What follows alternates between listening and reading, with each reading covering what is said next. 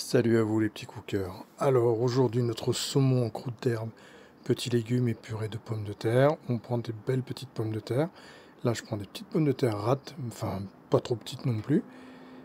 Je les épluche, je les coupe en trois et je les mets dans une casserole pour les cuire dans de l'eau salée tout simplement. Purée très classique là-dessus, rien de compliqué. J'aime la purée très classique qui a un bon goût de pommes de terre. C'est pour ça que je prends des petites pommes de terre rades parce qu'elles ont un bon goût de pommes de terre. Mais vous pouvez prendre de la binge aussi, bien évidemment. De l'eau bien à couvert et on laisse cuire. Moi je laisse cuire carrément jusqu'à évaporation de l'eau quasiment. Comme ça elles sont bien cuites. Donc là j'ai 2 pavés de saumon, j'enlève la peau, donc je coupe un peu l'extrémité.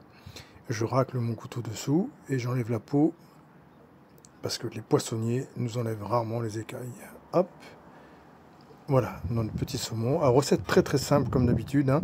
Recette très facile à refaire. Donc voilà, je prends mon petit saumon, hop, je prends un grand plat pour le four, je mets mes 2 saumons, je nettoie et je prends des petites tomates cerises que je coupe en deux et je prends 250 g de tomates cerises. La recette est pour 2 personnes bien évidemment et j'avais 500 g de pommes de terre au début pour faire la purée, bien sûr. Donc là, je mets mes petites tomates autour de mon poisson, dans le plat, directement. Je prends un petit poireau. Ah, attention, nous voyons mon petit bidou là-bas, en haut, à droite. Et on coupe, c'est l'été, hein, on cuisine extérieur, on y va. Hein. Et je mets le poireau avec les tomates. Je mets aussi les olives, donc une grosse poignée d'olives, des bonnes petites olives de Nice. Là, j'ai un mélange de persil et de ciboulette. J'ai une grosse poignée, hein, vous voyez, un gros petit bouquet. Et je vais donc hacher mon persil et ma ciboulette. Vous n'oubliez pas de partager un maximum la vidéo, merci. Et de commenter, c'est ce qui fait des vues actuellement. En ce moment, il n'y a pas de vues du tout.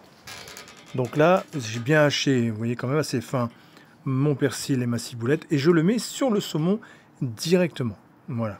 Donc bien sûr, je sale, je poivre. Hein, je ne vous montre pas tout ça. Hein, ça, vous savez qu'on sale et qu'on poivre tout le temps.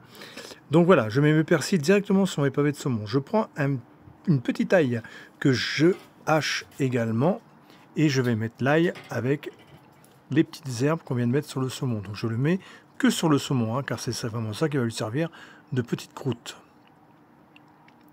Voilà, parfait. Et ensuite, je vais y mettre de la chapelure, donc soit la chapelure normale.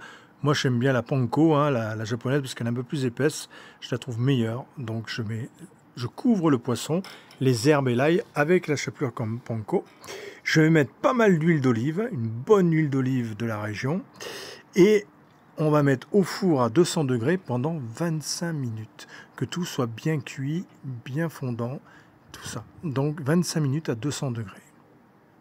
Vous voyez, très simple comme recette et bien goûteuse. Les pommes de terre ont bien cuites, l'eau est quasiment évaporée, donc moi j'aime bien quand c'est bien cuit. Sel, poivre, bon là je vous ai montré sel, poivre. Je mets une petite brique de 25 centilitres de crème et j'écrase, tout simplement. Pas plus, pas simple, vraiment la purée simple, c'est ce qu'il y a de meilleur. Donc là je mets dedans, j'écrase bien, voilà. Et ensuite je prends une grosse cuillère de purée que je mets dans l'assiette. Je prends, donc voilà, là ils sont cuits, vous avez vu, c'est tout beau, c'est tout croustillant, c'est magnifique. Je prends mon saumon, je le mets à côté de l'assiette également, je laisse un espace entre les deux, et je mets mes petits légumes, olives, poireaux et tomates au milieu. Et voilà, le tour est joué. Merci mes petits cookers, et à bientôt pour d'autres recettes. Ciao.